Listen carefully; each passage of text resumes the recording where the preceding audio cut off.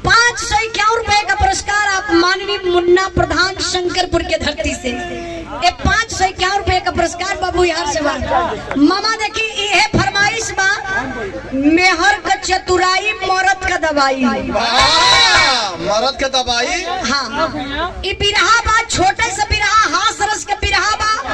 बस 15 से 20 मिनट का टाइम दी है। दुल्हा के तरफ से एक फरमाइश बा, उजाला यादव जी गाई है। जरूर हम गाई बे बिरहा के, लेकिन तनी 2-4 गो धुन गाली ओकरे बाद, ठीक है ना भैया। आई तनी पुरनकी बजा के मास्टर साहब।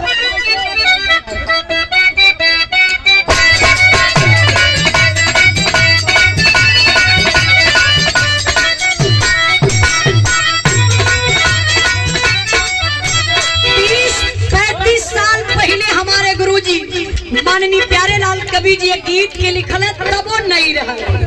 यही के रितेश पांडे का दल है, आज वो नहीं बा। कैसे? रामा सरदार का लड़का।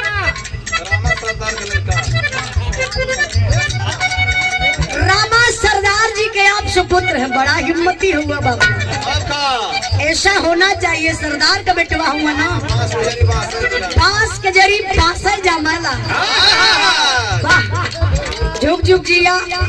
सुंदर पुष्पहार ₹501 का पुरस्कार देके सम्मान के लिए बाबू नाम ना बतौला। देखिए स्वर्गीय बच्चन कवि के नाती काव्य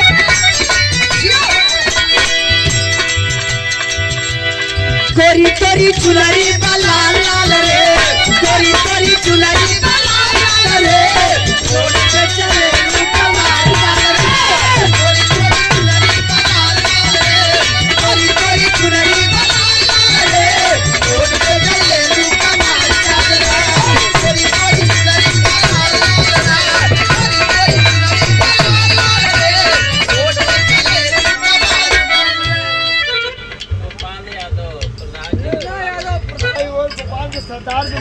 हम उनके में देते। अच्छा ये देखिए प्रधान जी के सम्मान में रमा शंकर, सॉरी गौवा का नौवा जोड़ देते ना, रामा सरदार जी के तरफ से। अब गौवा का नौवा जोड़ने से आसान हो जाता है। हाँ, शंकरपुर है ना, तो रामा शंकर बीचों में सरदार लगा दो। ये देखिए सरदार जी की तरफ से ₹501 का पुरस्कार मुन्ना प्रधान जी के सम्मान में। बहुत बहुत प्रधान जी के प्रणाम, सरदार जी के चरणों में प्रणाम। लेकिन कहना है तेरी तेरी चुनरी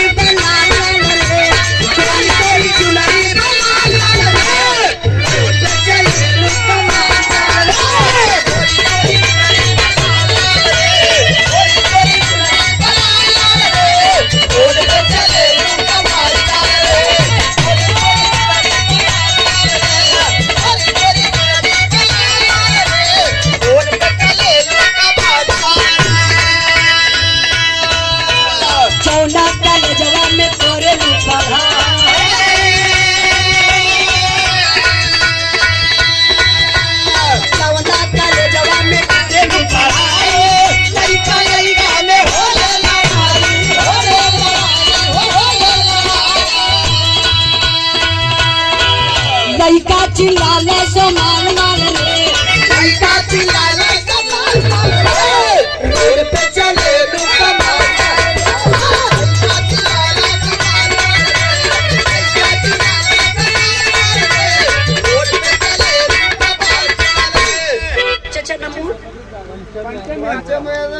रामा सरदार जी, आप चाचा के सम्मान में कल हमारे बड़का भैया हुआ, आप बड़के भैया के नाम पर सरदार जी सम्मान के लिए ₹501 का पुरस्कार देके। और मामा का फरमाइश बा कि स्वर्गीय बुल्लू गुरु वाली तर्ज बजा बजा। तो मास्टर साहब तनी स्वर्गीय बुल्लू गुरु का तर्ज बजा के बाद ₹501 का पुरस्कार